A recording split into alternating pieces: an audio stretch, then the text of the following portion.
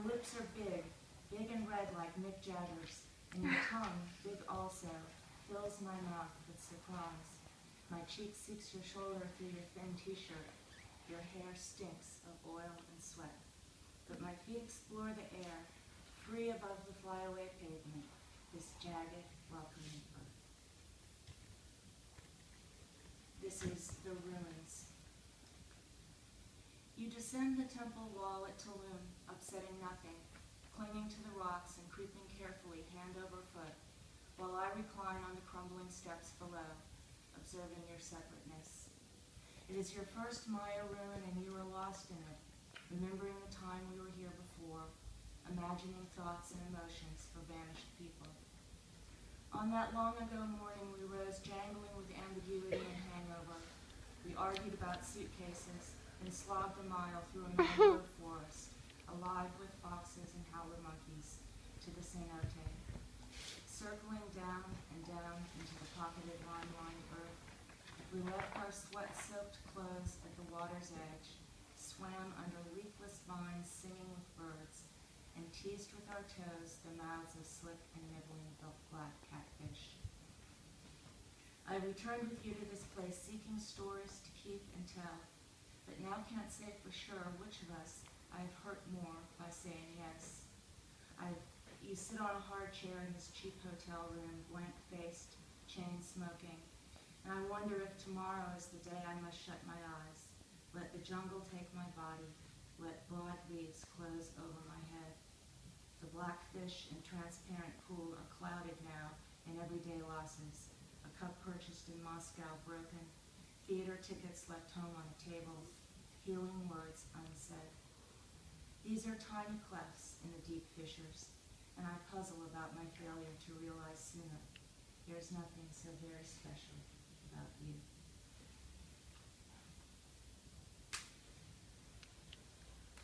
I punk like for real. Yay! Wear them tights with the hole. This skirt too tall. Someone might think I effort tangle hair on purpose. No one even know I wake up like 6:30, bank account got money. Tuck it in before I get mistake. Your eyes, they tiny, round, and silver like eyes. One of those dolls people stick over the toilet paper. Way back in the 50s before I was born, you better believe it. I seen those old movie, those hippie, them trailer park grandma face tape. I put my birthday right in my email, motherfucker, don't tell me it's semantics. You got great big hair, pony over your bald spot. You camouflage, but I still recognize you. Saggy chin since you got married, little soft underarm. Me, I stay single cinder block bookcase, paint up myself. Goodwill cup, so much cooler than you. We sit on the floor, make Kabbalah and stuff. My hip don't hurt at all. How about I wear a little green dress linen, always look wrinkled? Anyone can see I try, not. I care, not. I forget what you even said when you came up.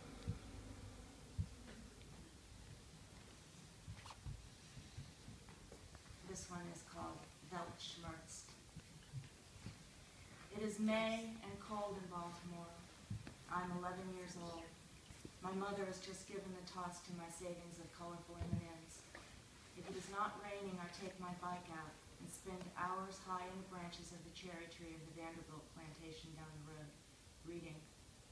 The woods behind our house where I cut my own paths through webs of sodden leaves, playing Lewis and Clark, carrying both sides of their conversation, is a half-mile green swath with a cut-through creek between new white housing developments and an island grid of black neighborhood with its own elementary school, its own library, its own gas station. One road leads into it, over a bridge I am not allowed to cross, but a turn of handlebars carries me just a block or two before I discover clustered flat-roof houses on a lattice of dead ends. The creek wanders downhill to a shallow pool, stagnant in summer and stinking of skunk cabbage, but in May I fill a mayonnaise jar with tadpoles. The jar stands in the kitchen window and I hover there until my mother shoos me out of doors, out of the way.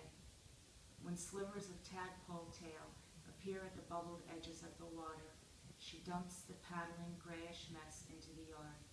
Never mind that futile, minute struggle of diminutive legs in the grass, my ineffectual tears, the impossibility of rescue. Little grievings. Buttons were the first thing I searched for after she died. $2 my mother paid me to sort and match thread sets together from a feathered spool, confront the meagerness, the mind-numbing repeat, 2 days of it, breakfast to bedtime. She handed over money with the usual regret. Always in the moon, she said. You didn't even try. I was a big-time dreamer born on the wrong day. Every year now, I grow more ashamed. It is like you were dead or would be so if only you'd shut up. You know it never really was what it was. It must have taken a lot of chewing to choke that sinew down. You were built for racing, not talking. A boy who paused so long between speeches, I'd forget his low-country burrow between them. I'd have to learn you all over again. I think you are dead. Count losses, girl. A drawer full of buttons, a birthday, and a boy swallowed up by the man he has become. Cloud sky over South Carolina pierced with 100 gray sunbeams. There goes a state prison convoy of 6 white vans. Somebody sings, somebody cries.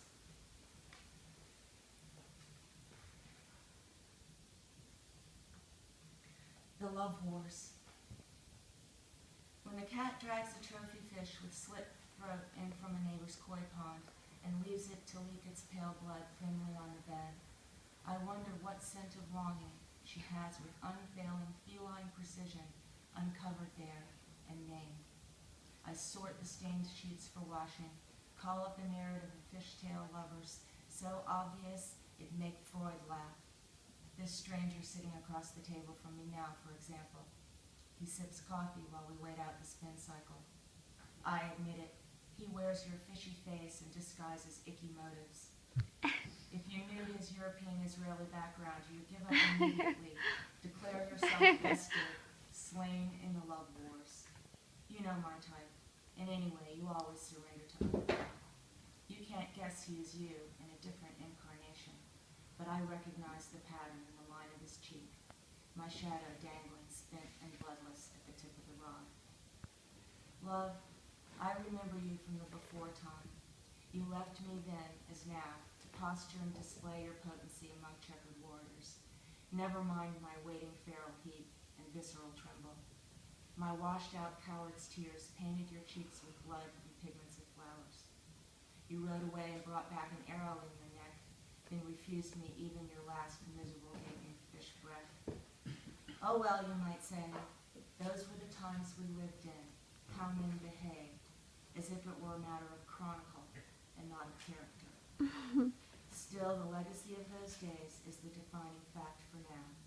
No one who extends a hand to me will ever, ever do.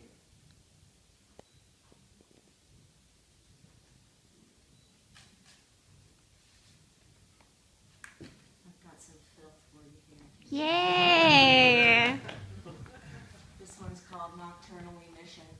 My parents are here. I love you.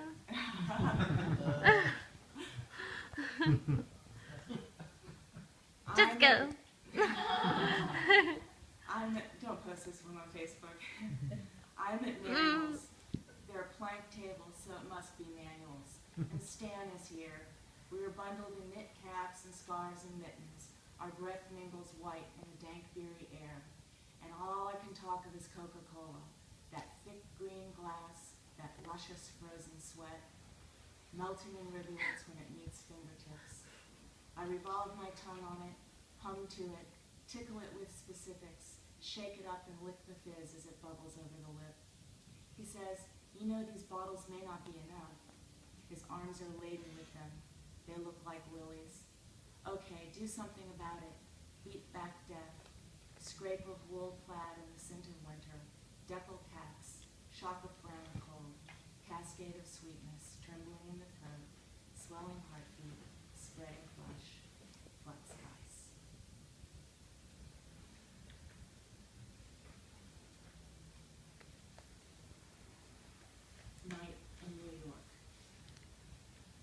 fall, lift off, bathe you in the current, hold you, sea train, whale bones, opaque sky, manhole cover shimmering, steaming, arcing bells, red-vested birds kvetching and rushing, your soft beard against my cheek, your heartbeat, your breath. No difference between us, no catch. Everything you are, exactly as you are, nothing else.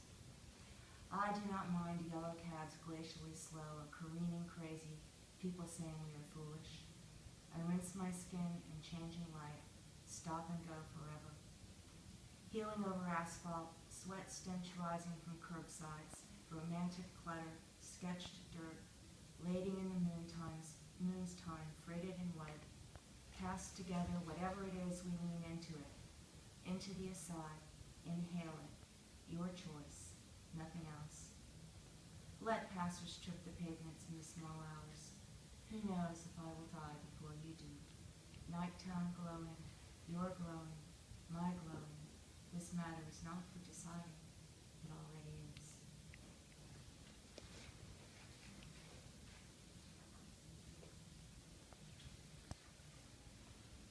And then I have some new ones here. This one's called Going Public.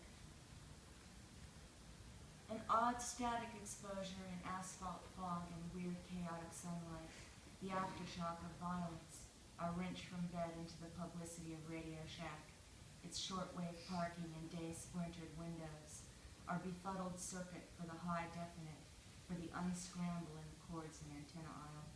We channel man's sin-to-skin signals, fix on pelvic clarity, thick band, lingering drag, tight at the gonads and chest, semen pulse for startling reception.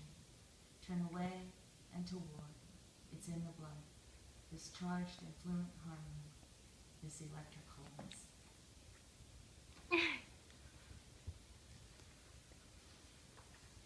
Last one, molting. See, there goes another one. In this early fall of feathers I have found 7, one for every day, blue steel sheen calling from the pavement, or gray spin, filamented, rotating before my feet like a maple key, a promise of return.